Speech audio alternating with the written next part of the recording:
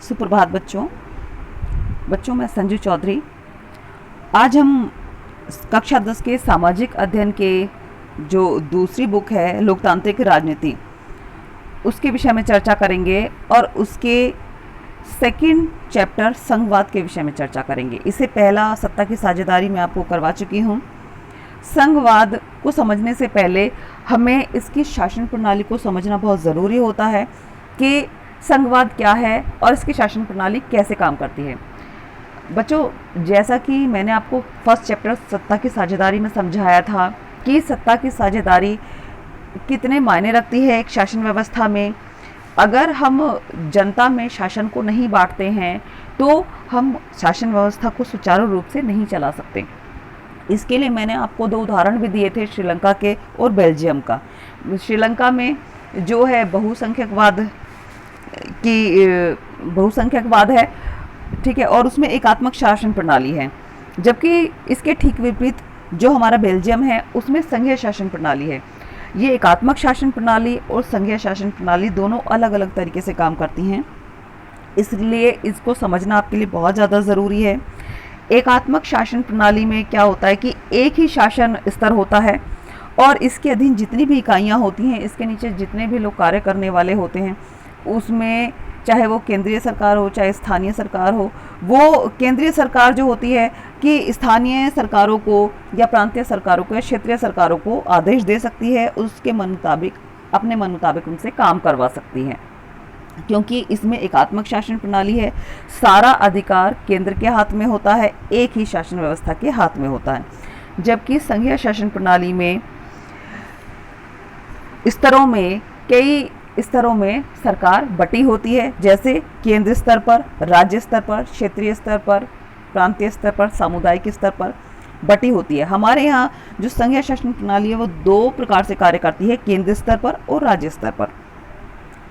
केंद्र स्तर पर जो हमारी सरकार काम करती है वो स्वतंत्र रूप से काम करती है, ऐसे ही राज्य स्तर पर भी स्वतंत्र रूप से काम किया जाता है। केंद्र स्तर के अधिकार क्षेत्र अलग अलग होते हैं और राज्य स्तर के अधिकार क्षेत्र अलग अलग होते हैं। इसके बाद हमारे यहाँ जो बनी है एक पंचायती राज व्यवस्था। जब इनसे काम नहीं चला तो पंचायती राज व्यवस्था का गठन किया गया, जिसमें नगर पालिका भी आती है। ये छोटे छोटे क्षेत्र हैं जो एक विभिन्न इकाइयों के रूप में अपना कार्य देखते हैं, लेकिन ये राज्य स्तर के अधीन होकर अपना कार्य करते हैं। लेकिन राज्य स्तर और केंद्र स्तर अपने अपने क्षेत्र में बिल्कुल स्वतंत्र हैं। कोई भी कार्य करने के लिए वो दोनों ही स्वतंत्र होते हैं। और भारत में और बेल्जियम में संघीय शासन प्रणाली की व्यवस्था है और यही शासन प्रणाली सबसे महत्वपूर्ण व्यवस्था मानी जाती है किसी भी शासन प्रणाली में। इसके बाद जो आता है, एक आती है हमारी संयुक्त राज्य शासन प्रणाली। संयुक्त राज्य शासन प्रणाली में क्या होता है कि 2 या 2 से अधिक स्वतंत्र राष्ट्र साथ मिलकर एक बड़ी इकाई का गठन करते हैं और जब वो एक संघ के रूप में जुड़ जाते हैं तो वो अपनी अपनी एक अलग पहचान भी बनाए रखते हैं और संघ के रूप में जुड़कर वो जितने भी राष्ट्र उसमें जुड़े होते हैं सबके हित के लिए वो काम करते हैं। लेकिन इसमें सभी राष्ट्रों के अपने अपने अधिकार क्षेत्र होते हैं और जो वो उनका संघ बनता है वो उससे कहीं ज़्यादा मजबूत होते हैं, कहीं ज़्यादा शक्तिशाली होते हैं। संयुक्त राष्ट्र संघ में अमेरिका, स्विट्जरलैंड, ऑस्ट्रेलिया आदि सभी देश आते हैं जो एक संघ के रूप में भी काम करते हैं और अपने एक स्वतंत्र राष्ट्र के रूप में भी काम करते हैं। बच्चों, ये आपके लिए जानना बहुत ज़रूरी होता है कि संघीय शासन प्रणाली में जो सर्वोच्च सत्ता होती है वो वैसे तो केंद्रीय सरकार के हाथ में होती है, केंद्रीय स्तर पर होती है, लेकिन राज्य स्तर पर भी अधिकार क्षेत्र कम नहीं होते हैं। ये दोनों ही अपने अपने क्षेत्र में पूरे अधिकार लिए हुए होते हैं। शासन व्यवस्था को जो राज्य सरकारें होती हैं वो अपने जो दैनिक कामकाज होते हैं उनको देखती है, जबकि केंद्र स्तर पर जो सरकार होती है वो पूरे देश के लिए सोचती है, पूरे राष्ट्र हित के लिए सोचती है और पूरे राष्ट्र हित के लिए ही जो उसका महत्व होता है उसके विषय में वो चर्चा करती है। केंद्र सरकार किसी को भी कम लेकर नहीं चल सकती, उसको जो भी निर्णय लेना होगा वो एक संपूर्ण राष्ट्र के हित में सोचते हुए वो निर्णय लेती है। ठीक है, जबकि एकात्मक शासन प्रणाली ऐसा नहीं है। एकात्मक शासन प्रणाली में एक ही शासन व्यवस्था होती है और जैसा वो चाहती है वैसा ही होता है। इसके बाद इसमें से जो बातें निकल कर आती हैं वो आती हैं कि संघीय सरकार में 2 या 2 से अधिक स्तर की सरकारें होती हैं। संघीय व्यवस्था में विभिन्न स्तर की सरकारों के अधिकार क्षेत्र संविधान में स्पष्ट रूप से लिखे होते हैं। उसमें संविधान में लिखा है कि राज्य सरकारों के क्या अधिकार हैं और केंद्र सरकार के क्या अधिकार हैं। संघीय व्यवस्था में संविधान के मौलिक प्रावधानों को किसी भी एक स्तर की सरकार अकेले नहीं बदल सकती। अगर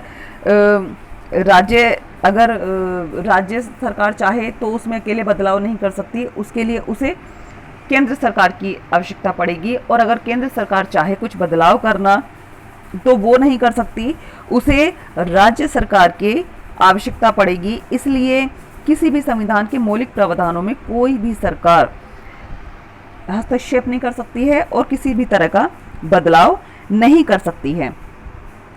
इसके बाद संघीय व्यवस्था का जो उद्देश्य होता है, ये जो केंद्र सरकार और राज्य सरकार होती है, इनका जो मेन उद्देश्य होता है वो देश की एकता को सुरक्षित करना होता है तथा जो अपने क्षेत्रीय विविधताओं का उनका सम्मान करना होता है, क्योंकि हमारा देश विविधताओं का देश है, आप सभी जानते हैं। तो यहाँ सबकी विविधताओं का सम्मान करना, क्षेत्रीय जो भाषा है या उनकी क्षेत्रीय गतिविधियाँ, उनके क्षेत्रीय रीति रिवाज हैं, सभी स्तर पर उनका ध्यान रखना बहुत ज़रूरी होता है। इसलिए इस संघीय शासन व्यवस्था, चाहे उसमें केंद्र सरकार हो चाहे उसमें राज्य सरकार हो, सभी का उद्देश्य देश की एकता को सुरक्षित रखना होता है।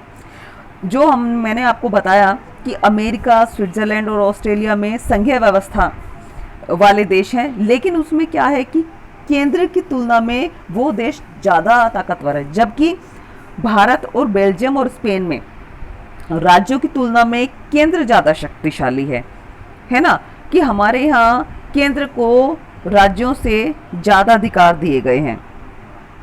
अब इसके बाद आती है कि भारतीय संविधान में अधिकारों को कितने हिस्सों में बांटा गया है। बच्चों, भारतीय संविधान के अधिकारों को 3 हिस्सों में बांटा गया है: संघ सूची, राज्य सूची और समवर्ती सूची।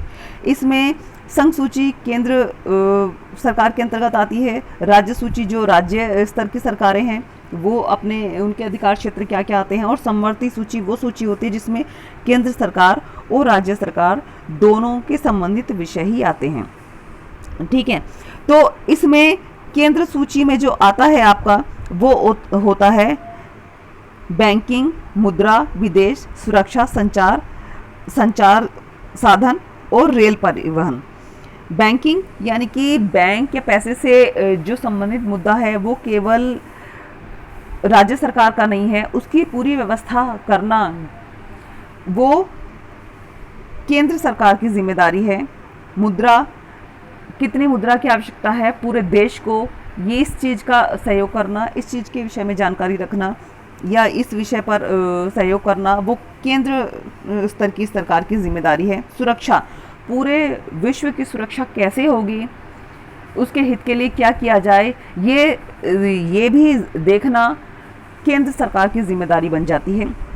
संचार माध्यम, हमारे देश में क्या क्या संचार माध्यम है, ये किसी एक राज्य स्तर की सरकार की जिम्मेदारी नहीं है, ये केंद्र सरकार की जिम्मेदारी है कि संचार सुविधा पूरे देश में की जाए। इसके बाद आता है परिवहन। परिवहन में भी वो सारी चीज़ें नहीं होती हैं, लेकिन रेल परिवहन एक ऐसा परिवहन साधन है जिसकी व्यवस्था करना केंद्र सरकार की जिम्मेदारी बन जाती है, क्योंकि ये किसी राज्य से रेल परिवहन किसी राज्य से संबंधित नहीं है, पूरे भारत से संबंधित है। इसलिए इसकी व्यवस्था या ये जो विषय है ये केंद्र सूची के अंतर्गत आता है। इसके बाद आता है राज्य सूची के अंतर्गत जो विषय आते हैं, उसमें है कृषि। कृषि राज्य क्षेत्र में, सबके अपने अपने राज्य क्षेत्र में कितनी खेती है, कृषि कैसे अच्छी की जाए, तो ये जो विषय है वो राज्य सूची के अंतर्गत आता है। पुलिस की व्यवस्था करना, व्यापार कैसे अच्छा हो, है ना, हर राज्य अपने अपने राज्य में व्यापार के लिए क्या क्या अच्छे काम करे, उसके लिए ये जो व्यापार विषय है वो भी राज्य सूची के अंतर्गत आता है। परिवहन, जैसे रेल परिवहन तो केंद्र सूची के अंतर्गत आता है, लेकिन परिवहन में बस हैं, ट्रक हैं, आपने देखा होगा कि हरियाणा परिवहन, राजस्थान परिवहन, है ना, उत्तर प्रदेश परिवहन। तो हर जो राज्य है, प्रत्येक राज्य अपने अपने यहाँ परिवहन की व्यवस्था करता है जो इसके अंतर्गत आते हैं। उसके बाद सिंचाई की व्यवस्था करना, अपने अपने राज्यों में सिंचाई की व्यवस्था करना, ये किसके अंतर्गत आता है? राज्य सूची के विषय के अंतर्गत आता है। इसके बाद आती है हमारी समवर्ती सूची। समवर्ती सूची ये वो सूची होती है जिसमें दोनों की ही भागीदारी होती है, केंद्र स्तर की सरकार की भी और राज्य स्तर की सरकार की भी। तो इसमें ये दोनों ही इन विषय ये लेकर चलते हैं। इसमें शिक्षा की व्यवस्था करना राज्यों की भी जिम्मेदारी है और केंद्र की भी जिम्मेदारी है। ऐसे ही वन किस राज्य के अंतर्गत कितने वन आ रहे हैं, इस चीज़ का ध्यान रखना केंद्र की जिम्मेदारी है, और किस राज्य में कितने वन आते हैं, आरक्षित हैं, इस चीज़ का ध्यान रखना राज्य सरकार की भी जिम्मेदारी है। इसके बाद आता है मजदूर। प्रत्येक राज्य में कितने मजदूर हैं, उनके विषय में पूरी जानकारी रखना केंद्र की भी जिम्मेदारी है और राज्य सरकारों की भी जिम्मेदारी आती है। इसके बाद आता है विवाह संबंधी जितने भी मुद्दे हैं वो राज्य सरकार की भी जिम्मेदारी है और केंद्र सरकार की भी जिम्मेदारी है। इसके बाद आता है गोद लेना यानी कि बच्चे को अडॉप्ट करना, वो केवल राज्य सरकारों की जिम्मेदारी नहीं है, उसमें केंद्र सरकार की भी भागीदारी होती है। और ये केंद्र को भी ध्यान रखना बहुत ज़रूरी होता है कि बच्चे को गोद लेने की जो व्यवस्था है वो केंद्र सरकार भी देखे और राज्य सरकार भी देखे। ठीक है। इसके बाद कुछ विषय ऐसे आते हैं बच्चों, जब ये संविधान हमारा बना उस वक्त कुछ विषय ऐसे थे जो उस वक्त नहीं थे, लेकिन अब वो हैं। आज़ादी के बाद इस वक्त वो विषय हैं। तो ऐसे विषय जो इन दोनों सूचियों में, केंद्र सरकार की सूची में और राज्य सरकार की सूची में नहीं आते हैं, वो जैसे भी विषय हैं वो सारे विषय हमारे कहाँ जाते हैं? वो केंद्र सरकार के अंडर जाते हैं। जैसे उसमें है internet, net banking, software, cyber crime, ये जितने भी विषय हैं ये सब कहाँ जाते हैं? ये केंद्र सूची के अंतर्गत जाते हैं। तो ये हुई बात हमारी केंद्र सूची और राज्य सूची के विषयों की। अब हम बात करते हैं कि पंचायती शासन व्यवस्था। बच्चों, जो इसके अलावा हमारी जो व्यवस्था है वो पंचायती राज व्यवस्था भी है। पंचायती राज व्यवस्था को पहले इतने अधिकार नहीं थे, लेकिन भारत में 1992 ईस्वी में संविधान संशोधन करके पंचायतों को ज़्यादा शक्तिशाली और प्रभावी बनाया गया ताकि वो भी अपनी अपनी व्यवस्था को सुचारू रूप से देख सकें और कार्य कर सकें। इसके बाद जो नया संविधान संशोधन हुआ है उसमें महिलाओं की भी 1/3 सीटें आरक्षित कर दी गई ताकि महिलाओं की भी भागीदारी उसमें हो सके और वो भी अपना सहयोग कर सकें और उसमें कुछ अच्छा कार्य कर सकें। इसके बाद जो हमारे सामने संघीय शासन व्यवस्था की कुछ विशेषताएं निकल के आती हैं, वो विशेषताएं हैं कि यहाँ जो संघीय शासन व्यवस्था में 2 या 2 से अधिक स्तरों वाली सरकार होती है और दोनों प्रकार की सरकारों का अपना अपना अधिकार क्षेत्र होता है। दोनों स्तरों की सरकार के अधिकार क्षेत्र संविधान में स्पष्ट रूप से लिखे हुए हैं। कोई भी सरकार किसी भी दूसरी सरकार के लिए अधिकार क्षेत्र का हनन नहीं कर सकती है। अगर केंद्र सरकार और राज्य सरकारों के बीच सत्ता का बंटवारे में किसी तरह की परेशानी आती है तो उसे ऐसे किसी भी बदलाव करने से पहले संसद के दोनों सदनों में 2/3 बहुमत से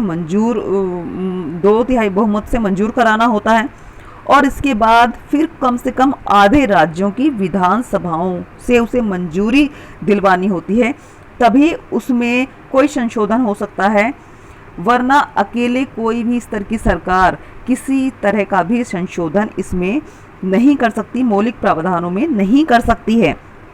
और अगर किसी विभिन्न स्तर की सरकारों के बीच यदि कोई अधिकारों को लेकर कोई विवाद हो भी जाता है तो उसका इस हालात में जो फैसला होता है वो उच्च न्यायालय और सर्वोच्च न्यायालय का ही होता है। तो सर्वोच्च न्यायालय और उच्च न्यायालय जो फैसला लेते हैं वही फैसला दोनों सरकारों को मान्य करना होता है।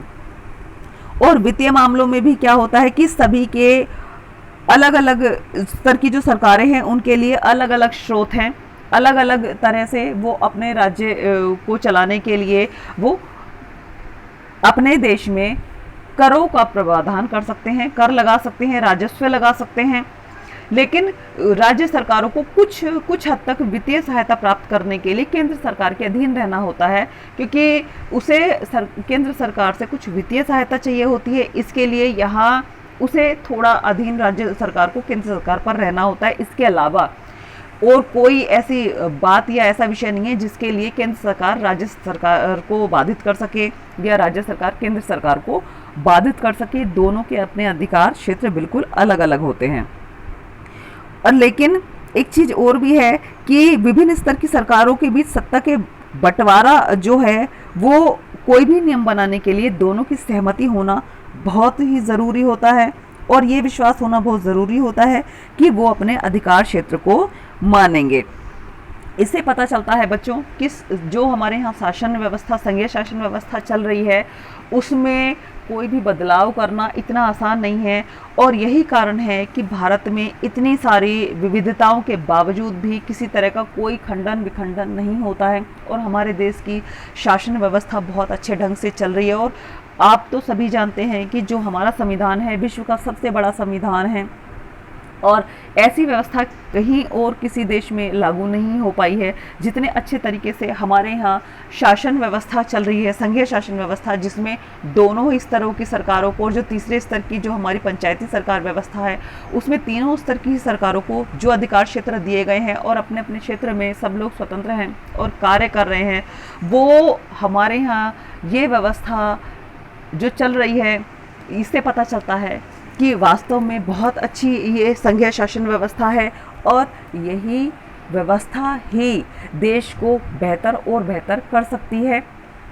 आज के लिए बच्चों इतना ही। आगे आने वाली वीडियो में मैं आपको कुछ और बताऊंगी। तब तक के लिए धन्यवाद।